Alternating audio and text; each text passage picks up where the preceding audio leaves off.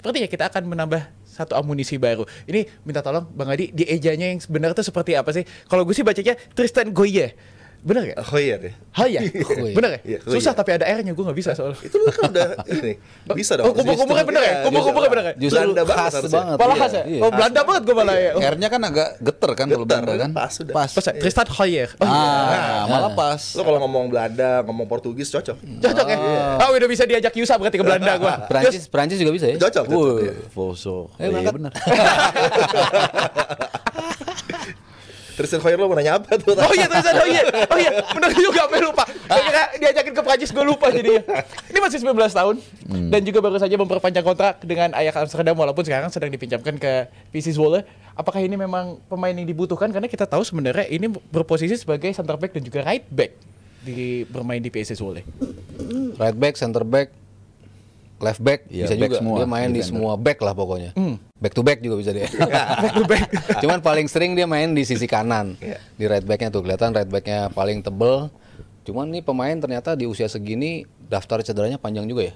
Ya. Dia dari Agustus kalau nggak salah dia nggak bisa bermain karena mengalami cedera. Baru banget comeback kemarin. Iya betul. Jadi riwayat cedera untuk usia yang segitu tuh cukup panjang juga gitu ya. Cuman kalau kita lihat kemampuan dia sebagai right back, roaming dari sisi kanan, ya kita punya Kevin Dix di situ, kita punya Sandy Walsh di situ, masih ada juga ya kalau bicara Asnawi, kalau Yakob Sayuri dipaksain di posisi itu, ya bisa juga gitu. Ada beberapa pemain sih, mungkin nggak setebal di sisi kiri, di mana lebih banyak lagi pemain-pemain yang ada di posisi back kiri gitu. Cuman kan selalu kita melihat selama ada pemain yang bagus, ya kenapa enggak gitu, untuk justru menambah kolam kita, kualitas kolam kita semakin lebar, semakin banyak pemain berkualitasnya, semakin mudah bagi pelatih untuk bisa merotasi pemain, semakin enak buat kita untuk nggak deg-degan karena siapapun yang cedera kita punya pelapis yang bisa dikatakan setimpal gitu, dan dia usianya masih sangat muda gitu. Ya kalau kita bicara pemain yang datang belakangan kan banyak yang sudah lebih established ya. Dari sisi ya dulu Tom Haye, terakhir Joe Paul Pesci, ini kan pemain yang ketika termasuk Kevin Dix ketika datang ya dia langsung bisa settle di tim ini. Tapi kalau pemain muda kan butuh adjustment yang lebih lama. Kayak yang gue contohin selalu Hubner ketika debut, lalu Nathan ketika debut agak sedikit goyah ketika mereka melakukan debut gitu. Cuman perlahan-lahan begitu mereka merasakan main di U23, mereka terasa di situ akhirnya menjadi pemain-pemain yang lebih established di posisi masing-masing gitu. Nah, ini kalau kita bicara dari usia, ya kita bisa memakai dia sampai at least 10 tahun, berarti dia masih 30 tahun kan dari sisi usia gitu. Cuman dia bisa langsung settle nggak ketika masuk ke tim kita. Tapi kalau kita bicara kolam lagi, tadi semakin banyak ikan berkualitas di kolam itu, ya semakin bagus buat kita. Nah tapi dengan ikan yang hampir sama nih di posisi defenders gitu kan, wingbacks, central defender juga cukup banyak gitu, dan sekarang Karena kita kan main counter. Iya. Tristan Hoyer akan coba dimasukkan juga. Federasi dan juga pelatih tentunya punya gambaran tentang skill set pemain gitu kan, dan seberapa banyak sih wingback ini yang dibutuhkan oleh squad untuk misalnya nanti menuju ke World Cup. Apakah dengan gaya bermain kita nanti akan mungkin lebih bertipikal counter dengan mempersiapkan 6-7 pemain yang berkarakter wingback, dan apa yang bisa ditawarkan lebih dari Tristan Hoyer ketimbang dengan pemain-pemain yang udah ada seperti tadi sudah dibicarakan, ada Kevin Dix, bahkan juga kalau bicara PSV Zwolle kan ada rekan satu timnya Eliano Reinders yang sekarang juga masih dalam kondisi belum bisa ditentukan dia main di 11 kah atau main di posisi wingback kah atau justru di nomor 10 besok kalau dia masuk menggantikan Marcelo Ferdinand menghadapi China gitu. Jadi apa yang diinginkan oleh Kluivert dan staffnya untuk bisa mungkin mengincar Tristan Hoyer, atau seperti apa nih yang akan coba dibangun oleh Kluivert untuk timnas kita? Oke. Pertama info soal Tristan Goyer, benar ya gue bacanya? Goyer. Tadi itu. Hoyer. Hoyer. Ada kumurnya dikit gitu. Hoyer. Ini kan masih not even on progress ya, lagi stall kalau nggak salah. Jadi mungkin biasalah paperwork apa kita nggak tahu nih. Tapi bukan berarti udah berhenti. Jadi masih kita nggak tahu. Tapi oke lah, kita bahas soal dia dulu secara personal. Yang satu mesti dipahamin, proses naturalisasi itu atau negara itu tidak bisa apa yang kita mau kita dapetin. Tapi apa yang ada itu harus kita manfaatin. Jadi kalau saat ini banyak pemain yang naturalisasi itu main belakang, ya karena itu yang ada dan yang mau mereka. gitu. Sebagai contoh kita kan dari dulu misalnya butuh pemain depan. Oleh kita kejar-kejar, sempat dia bimbang tapi akhirnya mau gitu. Jadi ya kita bersyukur lah. Tapi yang saat ini ada tersedia dan kualitasnya juga bagus, Tristan Hoyer, ya kita coba. Walaupun yang tadi gue bilang prosesnya ini masih stagnan nih gitu. Persaingan dia memang betul, dia banyak bermain di right back dan tipikal pemain Belanda, pemain Ajax, terutama pemain Belanda pada umumnya biasanya mereka hampir semua mereka selalu mencoba semua posisi kecuali kiper. Ini gue sempat ngobrol dengan Bro Yusa Nugraha, dia kan juga mantan pemain Feyenoord waktu gue ke tempat dia di Colomadu. Dia bilang gitu, gue tanya emang bener ya kalau di sana itu lo dari kecil disuruh semua posisi. Oh iya Bung. Jadi kita tuh coba ini walaupun nanti pada akhirnya kita akan mengkerucut. Oh ini nalurinya bertahan juga. Biasanya ada 2 posisi lah. Mungkin hanya beberapa pemain yang kita tahu sangat firm di posisi yang sama ya kayak Van Dijk lah mungkin. Kayak Timber aja kan bisa beberapa posisi kan, bisa sama juga lah kalau nggak salah kanan kiri tengah gitu. Demikian juga dengan Hoyer. Bagaimana persaingan di timnas kita? Ya semakin sesak udah pasti, semakin ketat. Di kanan, di kiri udah kalau nggak salah udah 5. Sekarang kanan tadinya agak lengang tuh, masuk Kevin Dix. Mulai ke dorong keluar tuh Asnawi. Bahkan Yakub Sayuri juga. Dengan adanya Hoyer ya Kevin Dix dan Walsh kemungkinan pilihan pertama. Kalau kita bicara senior, kita nggak tahu juga nih karena bisa juga dia diproyeksikan untuk U23. Karena 1-2 hari ini Pak Erick Thohir sedang mempersiapkan untuk kelas usia supaya ada kesinambungan. Nah kita nggak tahu apakah dia dimasukin di U23, U21 dan lain-lain kita nggak tahu. Tapi kalau bicara senior kelihatannya udah lumayan sesak. Itu tadi ada Kevin Dix, ada Sandy Walsh dan kelihatannya ngegeser 2 ini juga nggak gampang. Pertama bicara dengan secara kualitas dulu, kedua bicara urutan. Ya gimana pun juga kan Walsh dan Kevin Dix sudah lebih duluan, udah lebih senior gitu. Jadi harus lewatin 2 nih, kualitas dan juga kualitas dan urutan gitu. Jadi ya tapi ya itu tadi balik lagi bahwa naturalisasi atau tim nasional itu lu nggak bisa cari yang lu mau, tapi lu ambil yang ada. Gitu. Jadi ya itulah saat ini. Apakah ini kemauan siapa? Biasanya ini kolektif. Kadang-kadang itu setahu gua komunikasi antara pelatih dan juga federasi gitu. Dari mana aja bisa, nggak ada masalah. Bisa juga dari Kluivert. Misalnya contoh, gua butuh striker, ada yang ini coba deh. Nah, nanti federasi yang deketin. Bisa juga federasi yang ngomong, gua ada catatan nih, data si ini bagus. Gimana menurut lo? Ngobrol mereka, gua nggak butuh atau gua butuh segala macam gitu. Jadi itu nggak ada masalah, itu masalah prosedural aja. Yang penting at the end apakah pemain ini bisa memberikan kontribusi buat tim nasional kita atau enggak gitu. Ya intinya adalah kontribusi sih, karena kita tahu memang ini pemain yang baru saja diperpanjang kontraknya oleh Ajax Amsterdam. Pasti Ajax punya proyeksi untuk jangka panjang bagi pemain ini dan sangat-sangat terhormat sekali bagi timnas Indonesia bisa mendapatkan potensi sebesar Tristan Hoyer yang dipercaya oleh Ajax Amsterdam. Namun euforia tentang timnas Indonesia tidak hanya berhenti sampai situ, karena timnas U17 adik-adik kita akan bermain di Piala Asia U17 Arab Saudi, di mana pertandingan pembukaan nanti akan menghadapi Korea Selatan. Ini sudah mengalami TC cukup panjang, sudah ke Jogja, sudah ke Bandung, sudah ke Bogor, bahkan sudah keluar negeri ke Dubai. Namun apakah ini cukup, Bung Harpa, melihat kalau kita lihat dari uji coba yang dilakukan oleh timnas Indonesia U17 ini, hasilnya bisa dibilang so-so lah. Ada 1 kemenangan menghadapi Tiongkok, namun ada 1 hasil seri dan juga 1 hasil kalah terakhir menghadapi Iran U17.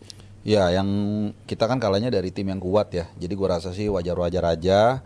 Memang ada beberapa catatan, terutama soal ini klasik sih, soal finishing di lini depan.